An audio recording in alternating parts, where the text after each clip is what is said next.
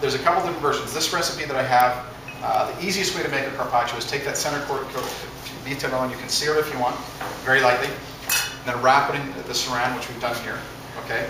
And then freeze it. And then all you have to do in those slices in the back, you slice it paper thin, you put it on your plate, okay? There's also the classic way of doing it, which you just refrigerate it or freeze it ever so slightly. And then I'm just going to cut this by hand, so you just cut it, throw it on the plate as long as it's thin.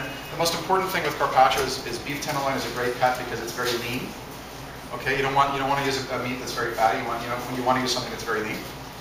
So that's why we're using tenderloin. Now, I'm going to do something a bit different here because in the recipe, okay, with the carpaccio, what I have is I have sort of a mix that I've done here, which is basically capers. We've got some flat leaf parsley, garlic, Dijon olive oil. I've got some dried thyme, shallots. There's some rice vinegar. I've got some aged sherry vinegar here. This all gets mixed together, and that's the little marinade that's on the outside of the carpaccio.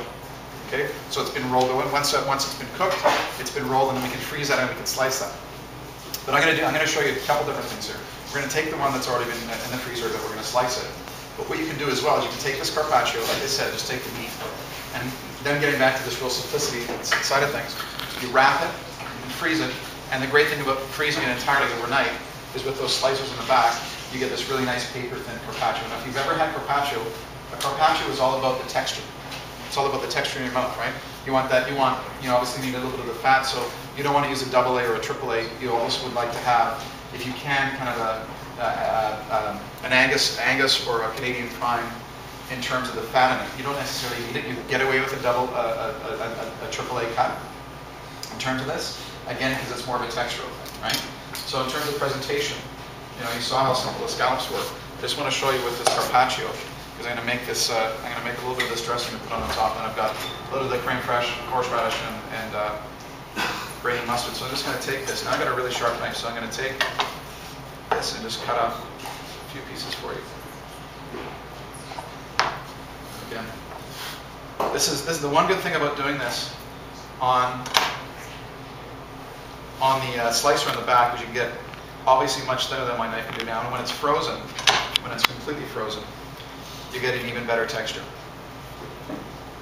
Now, what's fun about this is that normally, especially in Italy, when you look at carpaccio, you're looking at a little bit of the meat, and then the meat, and a little bit of olive oil, a little bit of salt, a little bit of Parmesan, and that's it, right? So you're not looking for.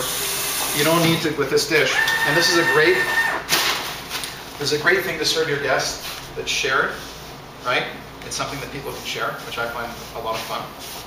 So on the outside, the one thing you'll learn from me is what I love flavor. I love not different. I just love really sharp components. That sort of yin and yang component of cooking. The Asian component where you got sweet and sour. It's a very important balance of your palate. You never want to have anything being completely one-dimensional on your plate in terms of having it being too sweet, too sour. Right? You need a little bit of both, and that's something I think that this little carpaccio dish does. So I'm going to show you this little mix on the outside. Okay, is just a little bit of a mix. We've got capers here. Okay, I'm going to take a little bit of this Dijon. I'm going to take, this is the sherry, I'm going to take a little bit of the rice vinegar, all of it. I'm going to take some of the shallots, some of the garlic, maybe a little bit of thyme I'm going to put in here. Okay, I'm going to leave the flat leaf parsley for the end because I'm going to put it on the top. Just going to mix this around. I'm going to add just a little bit of olive oil, get my whisk. I'm going to make almost like a little vinaigrette. Okay? Now, what I'm going to do, just from a taste standpoint, I'm going to take this here.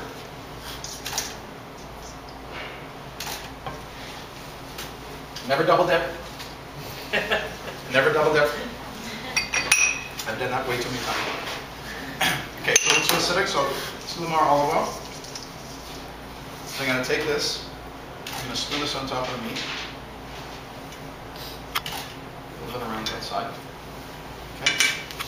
Now, just to finish, I'm going to take a little more paper towel. I'm going to wash my hands 4 times. Okay. Now what I'm going to do, and again, just to show you how simple this is, I'm going to take a little bit of this salt we had again. We've got it. This is extremely, this dressing or the coating on the outside is very acidic, which works really well. So, but I'm going to cut that, and you're going to see. We talked about the yin and yang. A little bit of the salt, a little bit of the pepper. Okay. Now I'm going to cut that now by taking. I'm just going to take this because I'm going to mix this for you simply. I'm going to take some creme fraiche. Okay. I'm going to mix a little bit of this cream. Okay, with some mustard or some grainy mustard. Okay, and a little bit of horseradish, which has the bite. Okay, we're going to mix that around.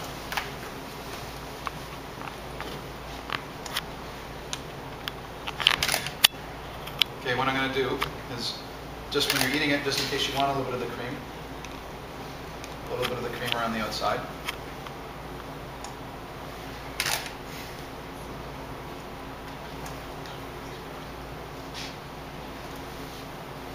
Okay, and now you have, which is kind of fun,